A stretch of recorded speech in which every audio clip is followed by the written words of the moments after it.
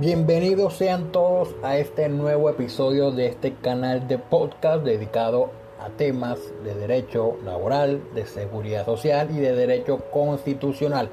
En el episodio de hoy trataremos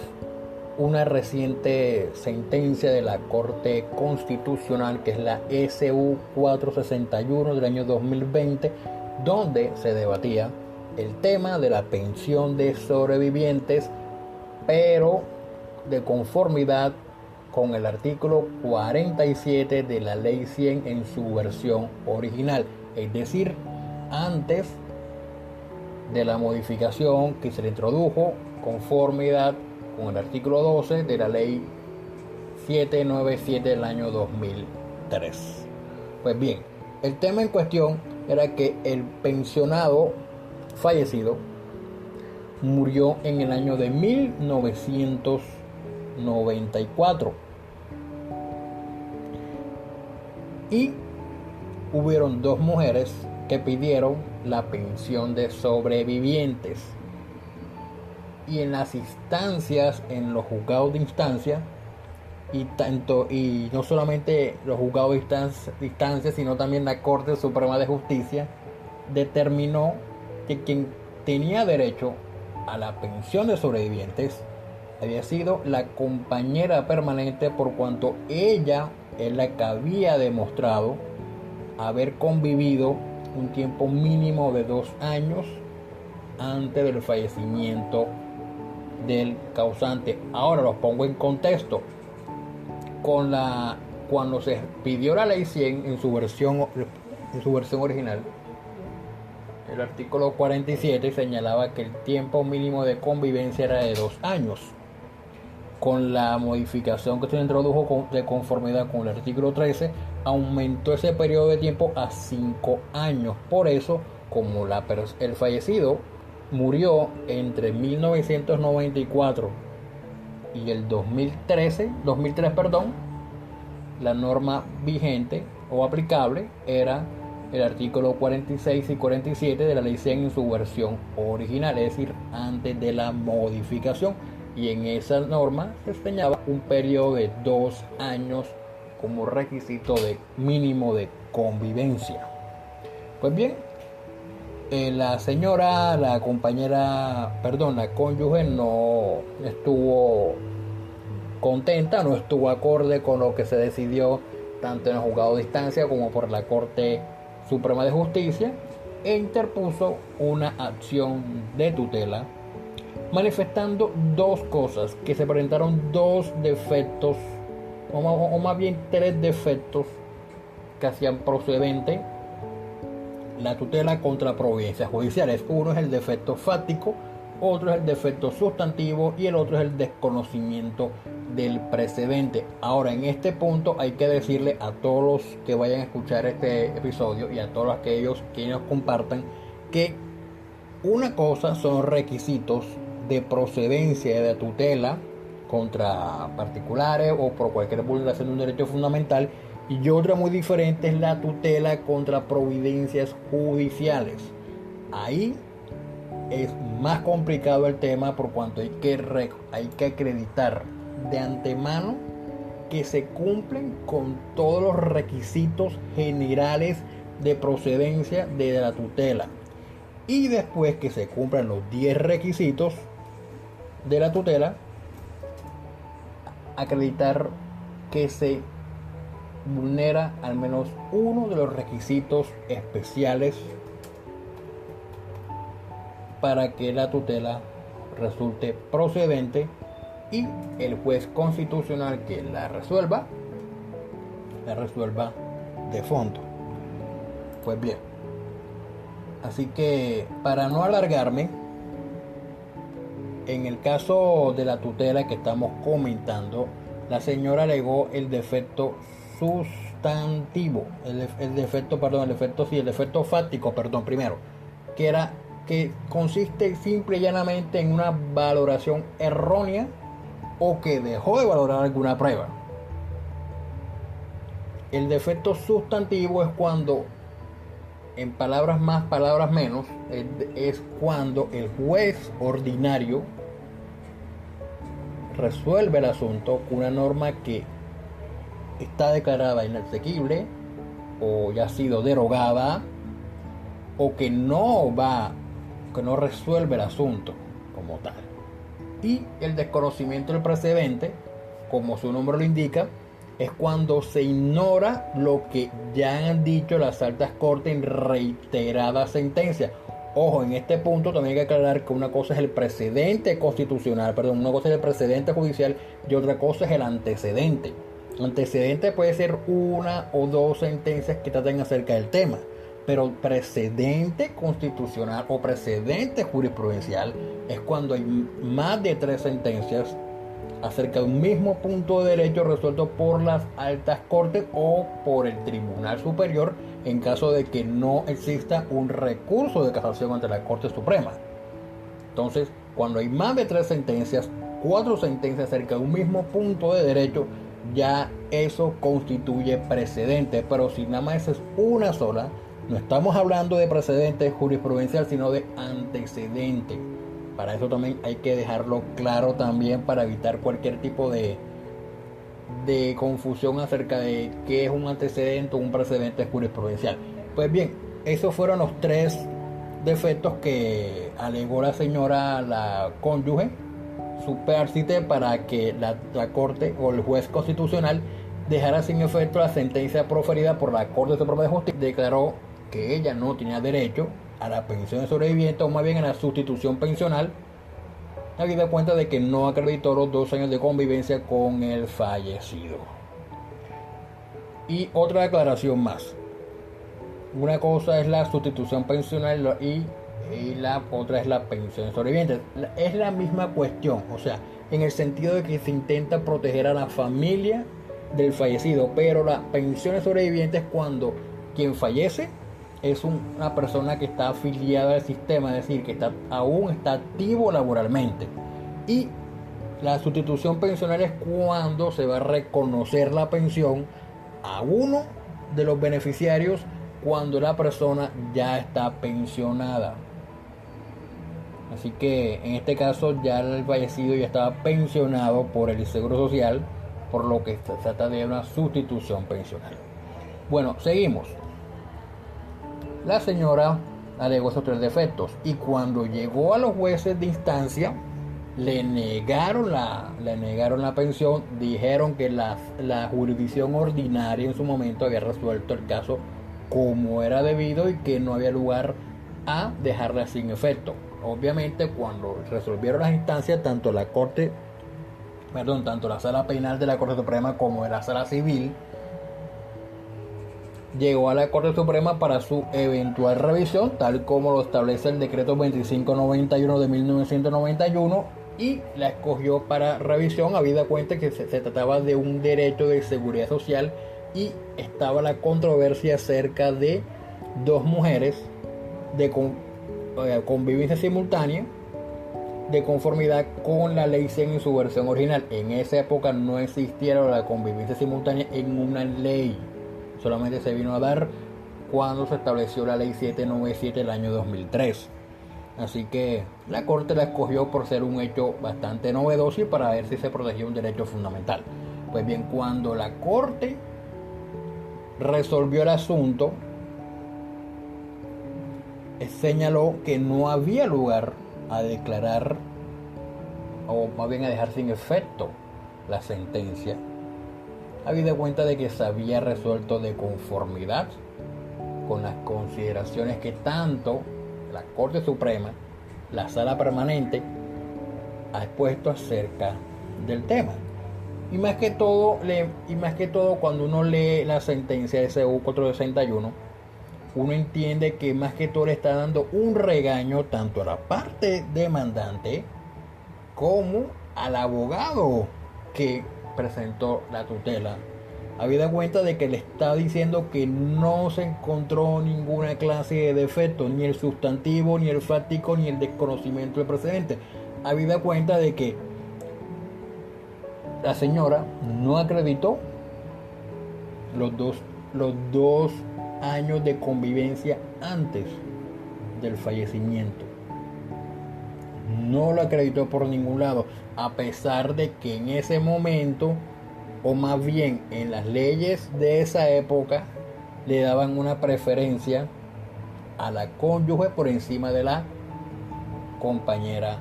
permanente. Aún así, a pesar de esa preferencia, la corte le dice: usted no acreditó los 2 años de convivencia, por lo tanto no tiene derecho a la sustitución pensional. De igual manera, se señala que no incurrió tampoco la Corte Suprema en un defecto fático, porque estuvo la sentencia tanto del juez ordinario en el 2018 como la sentencia de tutela de la misma corporación, fueron motivadas en todo el conjunto probatorio que se allegó en forma oportuna al proceso. Y mucho menos se desconoció el precedente constitucional, o más bien el precedente jurisprudencial, por cuanto vuelve y le reitera a la Corte, a la señora y al apoderado, que la Corte Suprema de Justicia no estaba obligada, porque en este punto hay que decir algo. Ellos están alegando también que hay una sentencia de la Corte Suprema del 2017 donde arribó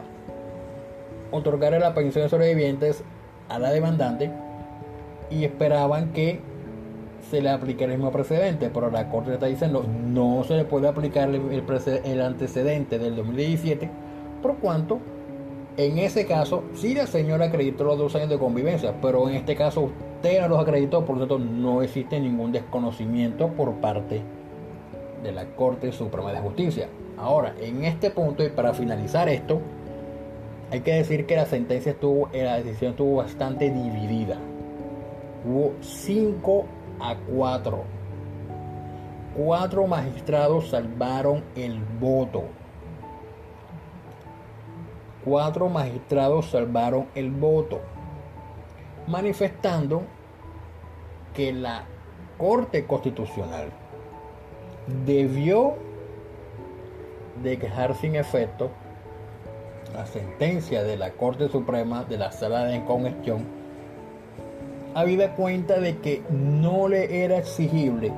a la cónyuge supérstite probar los 2 años de convivencia que exigía la norma del artículo 47 en su versión original. Y lo anterior por cuanto la señora, la cónyuge, había tenido hijos con el causante y el vínculo matrimonial permanecía vigente para la época en que él falleció. Por lo que los 4 magistrados que salvaron el voto expresaron que no estaba en la obligación y que ya la de convivencia se encontraba acreditada, por lo que quien tenía que demostrar la convivencia era la compañera permanente, demostrar los 2 años de convivencia para entonces entrar a debatir quién tenía derecho a la sustitución pensional, o si se otorgaba por partes, unas cuotas partes a las 2 personas que estaban solicitando la sustitución pensional. Por lo que yo considero, en este punto considero que estoy más de acuerdo con lo que señalaron los magistrados que salvaron el voto, habida cuenta de que la Corte Constitucional perdió una gran oportunidad para establecer un precedente. En este caso sí es porque es una sentencia de unificación que iba a darle el alcance a un derecho fundamental. Perdió una oportunidad de determinar cómo sería la cuestión de la convivencia simultánea bajo los parámetros del artículo 47 de la ley 100 en su versión original, de los 2 años. Si le entregaban, si se repartía la pensión en partes iguales o en una cuota parte superior una a la otra, o si se le daba prevalencia al vínculo matrimonial vigente para la época en que falleció el causante, o se sin nada a la compañera permanente. Yo creo que la Corte perdió una gran oportunidad para fijar un precedente acerca del tema, habida cuenta de que la convivencia simultánea existe buena jurisprudencia tanto de la Corte Suprema de Justicia como de la Corte Constitucional desde el año 2003 en adelante, cuando se expidió la ley 797 del 2003, que para muchos es buena, para otros no es tanto, pero creo que perdió una gran oportunidad y esperemos que en este caso o para más adelante se plantee un buen argumento en la tutela para ver si la Corte, ya sea la Corte Constitucional, emite un tema hacia el fondo. Ahora, para terminar, conforme ahora, minutos antes le había expresado que la Corte Suprema se había pronunciado en una sentencia del 2017, que es la SL 21085 del año 2017, donde tocó el tema de los 2 años de convivencia bajo los parámetros del artículo 47 de la ley 100 en su versión original, y la Corte en ese momento manifestó que cuando se presenta convivencia simultánea del causante con la cónyuge y la compañera permanente, la vocación para ser beneficiaria de la pensión la tiene en primer lugar la cónyuge de conformidad con la edad en prevalencia. Pero si ésta no acredita los 2 años de convivencia, entonces la compañera permanente puede acceder al derecho pensional. Eso es más que todo lo que dice la Corte Suprema de Justicia. Así que en este punto creo que la Corte, si tienen algún caso acerca de los 2 años de una persona fallecida entre 1994 y el 23 de enero del 2003, que fue cuando entró en vigencia la ley 797 del 2003, busquen como antecedente jurisprudencial la SL 21085 del año 2017 o la sentencia del 25 de noviembre del año 2008, radicado 29.898, que trató el tema de la convivencia simultánea de conformidad con el artículo 47 de la ley 100 en su versión original. Y para muchos esa sentencia de la unificación de la Corte no les va a gustar, yo no la comparto, pero bueno, así estamos ante esa situación jurisprudencial. Así que cualquier tipo de comentario,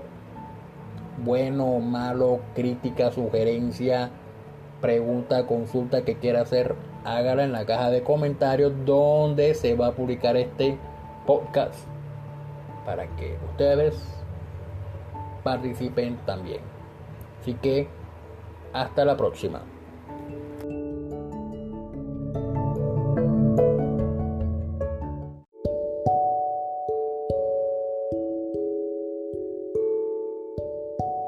Y para terminar, cualquier tipo de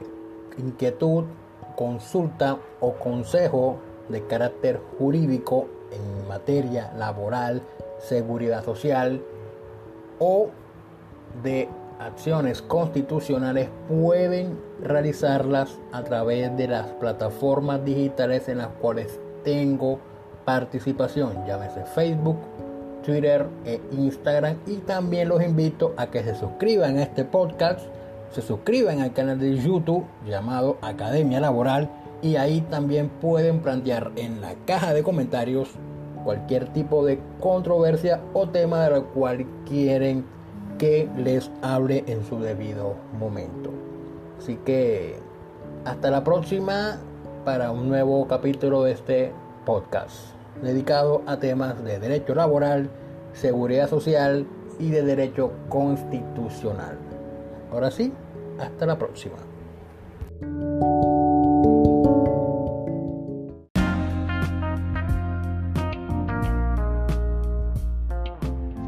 De igual manera, ahora los conmino muy respetuosamente a ingresar a la página de internet www.osadiajurídica.com, debido a que somos un equipo de profesionales del derecho y de diversas áreas del conocimiento trabajando en pos de un sueño de revista jurídica. Somos osados, somos digitales, somos Osadía Jurídica.